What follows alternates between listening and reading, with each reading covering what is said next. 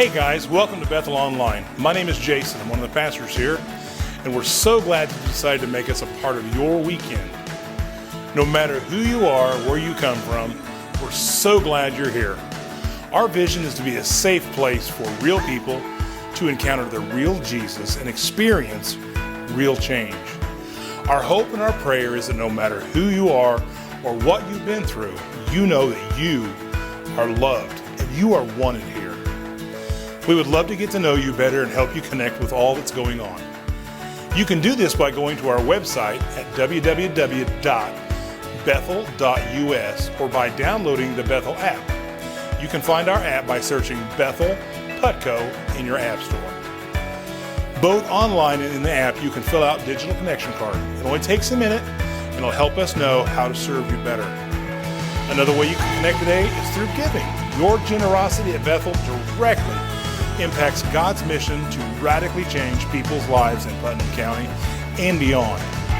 Through the ministries of Bethel and the many local and regional organizations we support, people are able to see the grace of God and how much He loves them. You can always give on our website at bethel.us/give or in the Bethel app. Thank you for partnering with us and making a difference.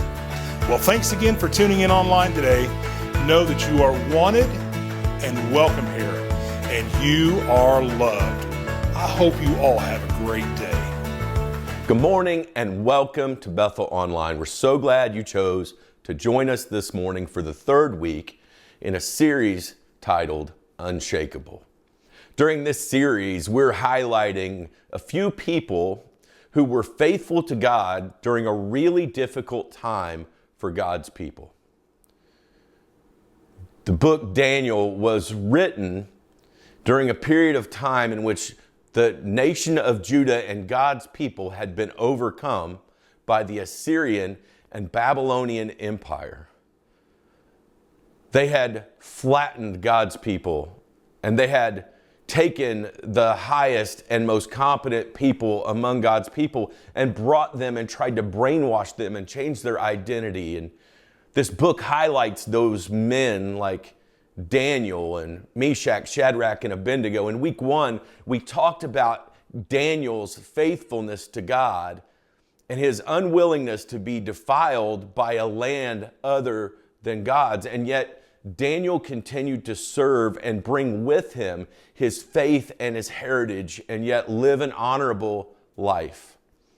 At that point, Daniel was about 16 years old. Certainly impressive for a man so young to choose to be faithful to his values despite constant pressure around him. Last week, we talked about Meshach, Shadrach, and Abednego and their willingness to continue to pray to their God in a world where it put them at great peril because they had chosen to be faithful. Today, we once again revisit Daniel. I realized this week that this story is very similar in its structure to the story last week of Meshach, Shadrach, and Abednego. There's this moment in which they're forced with a choice to dishonor their God and to honor more allegiance to the nation that they were in, and they ultimately choose faithfulness. But what I found interesting is that the first story about Daniel, he was about 17 years old, but we now find Daniel at about 80 years of age. He's been faithful. He's been put in a higher position of power and authority amongst the land. He's one of the most powerful people in the land, serving under a third government during the course of his life. Understand that over the 64 to 70 year period that Daniel had been captive, he had remained faithful. And here he is after probably years of hoping for a different day and hoping things to get better. At 80, Daniel is choosing still to be faithful. If I were to give you a main idea of today's message, it would be that integrity matters, even when it costs you. Someone told me once that integrity is what you do when no one is watching. Daniel chapter 6 begins to tell the story of Daniel, who had all sorts of eyes on him and all sorts of choices to make. At this point, he's now underneath Darius, and Darius has appointed 100 satraps to rule throughout the kingdom. He's pulled together 120 of the highest level leaders he can, because they've conquered all of these lands with all of these various ideas about gods and the world and all of these different core values. And one of the challenges that empires always faced as they grew rapidly was how they would pull everyone together under a common thread. And so the philosophy of Darius is to bring 120 people to rule throughout the kingdom, to make sure that his will is imposed upon the people, that he entrusts them. It says with 3 administrators over them, one of who was Daniel. So Daniel has been placed in an even higher position. One of the top 4 people in the area where he was. He's placed in authority as an outsider. The satraps were made accountable to them so that the king might not suffer loss. Now, Daniel so distinguished himself amongst the administrators and the satraps by his exceptional qualities that the king planned to set him over the entire kingdom. Notice the word exceptional qualities. There were things about Daniel that set him apart. I believe it was his faithfulness, his integrity, and his knowledge, things that he had probably worked up over a period of time and things that he had probably grown in over the history of his life. And it set him in a place now where even though he was an outsider, he had been given power within another context. At this, the administrators and the satraps tried to find grounds for charges against Daniel. By the way, when you are found to be exceptional in the way that you live, there will always be haters that rise up, who see their reflection next to yours and question how they can bring you down. It said, but they were unable to do so. Why were they unable to do so? I believe it was because Daniel lived with a standard of accountability that was the very exceptional thing that had brought him to light. They could find no corruption in him because he was trustworthy and neither corrupt or negligent.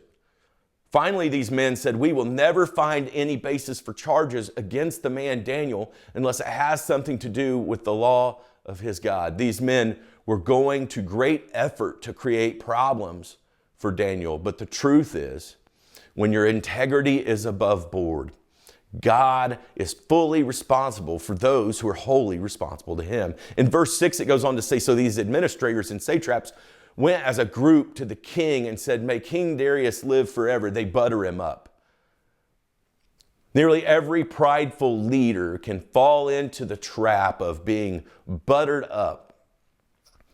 The royal administrators, prefects, satraps, advisors, and governors have all agreed that the king should issue an edict and enforce the decree that anyone who prays to any god or human being during the next 30 days except to you, your majesty, shall be thrown into the lion's den. Now, they didn't tell the king that they were hoping to trap Daniel, but they had a plan that they were about to hatch.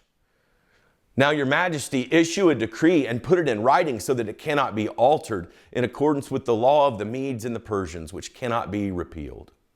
So King Darius put the decree in writing.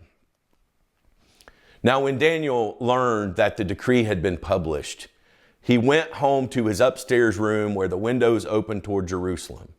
3 times a day, he got down on his knees and he prayed, giving thanks to his God, just as he had always done before. After this edict had been written, it had to have kind of been disturbing to Daniel when he recognized that he was now in a vulnerable place, that the trap had been set for him, and now he would have to choose his integrity and his love for his God over the law of a king who really wasn't sovereign over Daniel. And yet he must have appeared very powerful. When it says that Daniel got down on his knees and prayed, we should all recognize that at the end of that it says, just as he had done before. The reality is that our daily habits will impact how we react when challenges come our way. The reason that Daniel continued to do what he had always done was that he had watched God be faithful as he had trusted God and praised God in the past. Now these men went as a group and found Daniel praying and asking God for help. So they went to the king and spoke to him about his royal decree. Did you not publish a decree that during the next 30 days, anyone who prays to any god or human being except to you, your majesty, would be thrown in the lion's den? The king answered, the decree stands in accordance with the law of the Medes and the Persians, which cannot be repealed. Then they said to the king, Daniel, who is one of the exiles from Judah, here they are, they're tattling, he pays no attention to you, your majesty, or to the decree you put in writing. He still prays 3 times a day. When the king heard this, he was greatly distressed. Why was he distressed? Because he actually liked Daniel.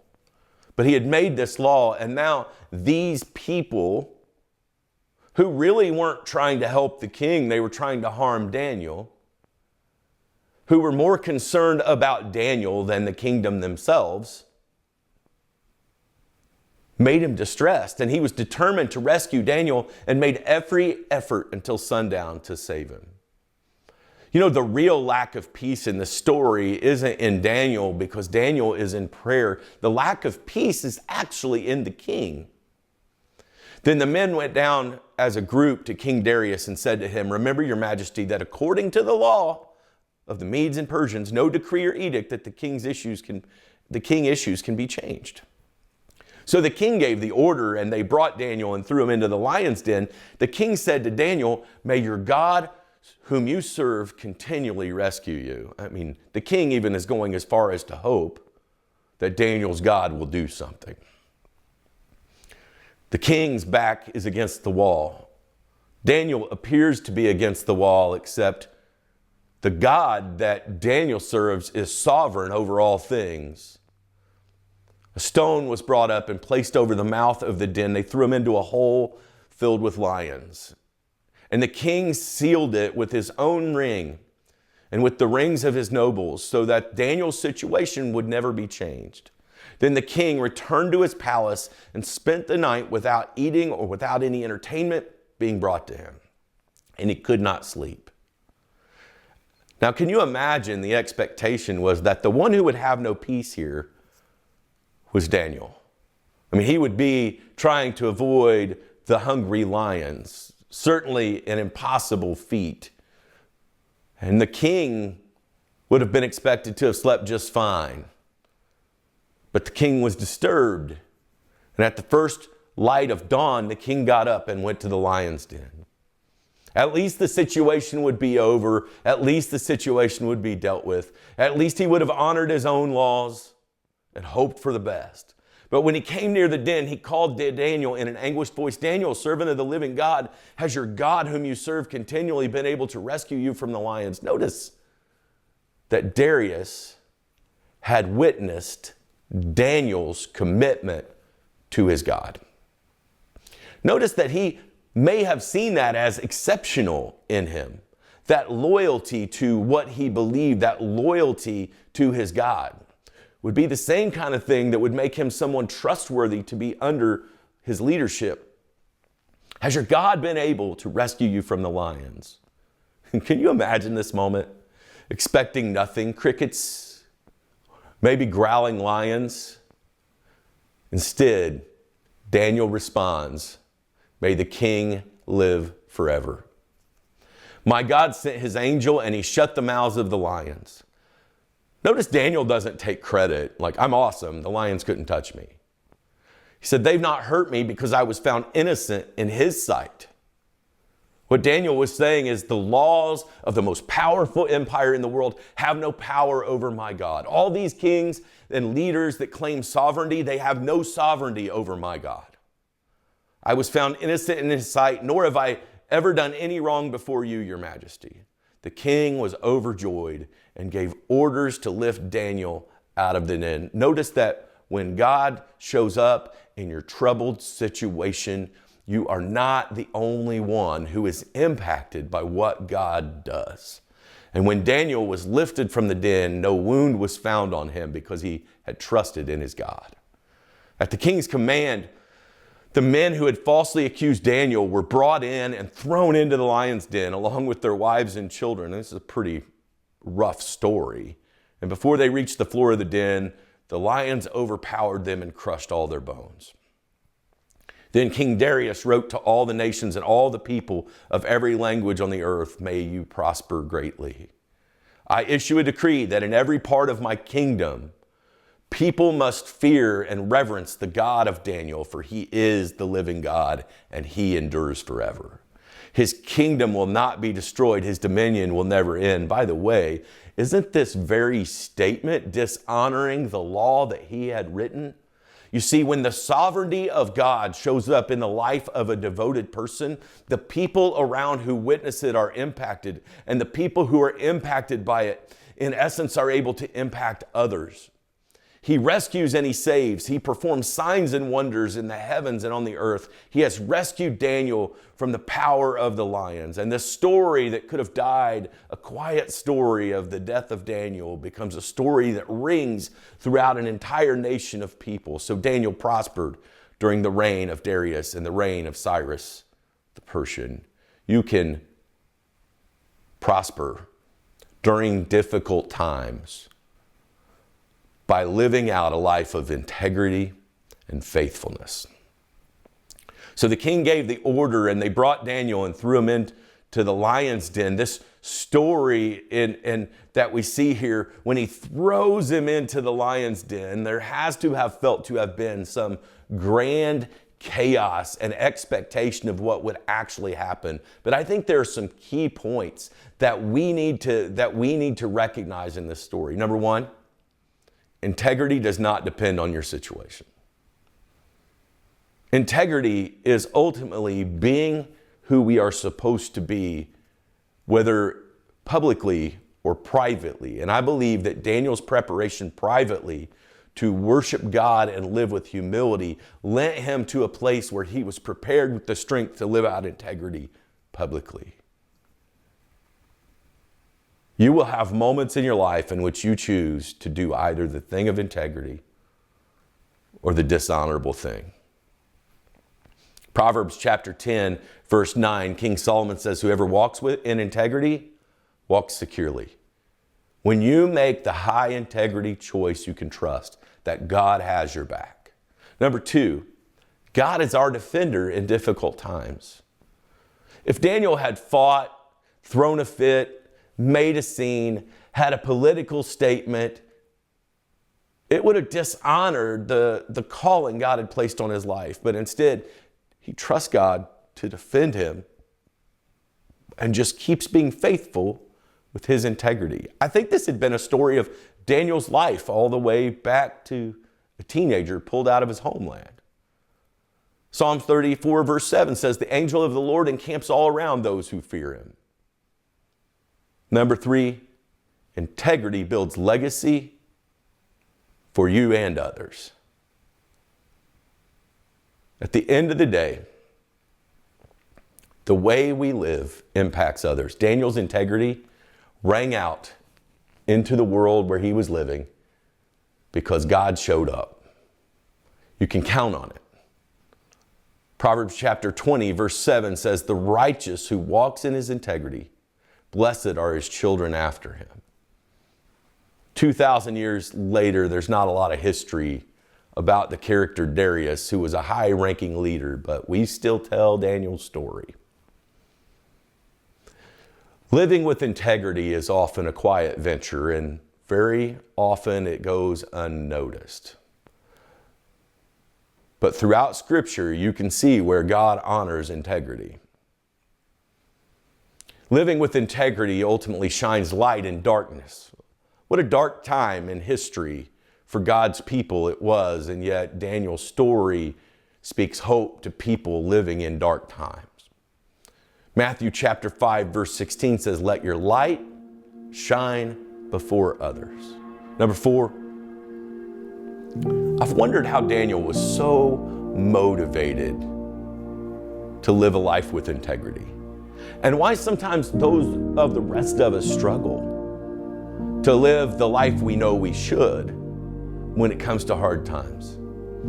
I think Daniel had a clear understanding of God's righteousness and God's sovereignty. And because he understood that God was powerful over all things and God was righteous in all things, that if he lived his life with integrity, he would motivate people around him to do the same. A clear understanding of God's righteousness motivates our integrity. Friend, I want to tell you that there is a good and righteous God. That he is a God who shows up in dark places to bring hope into darkness, light into dark. He wants to use you in a life of integrity.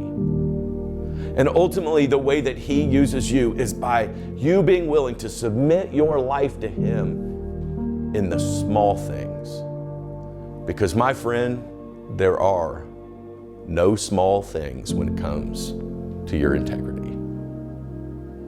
Let's go out into the world this week and make a difference. But when we think about making a difference, let us remember that it might not be the star-studded, lights-on-us moment that God uses.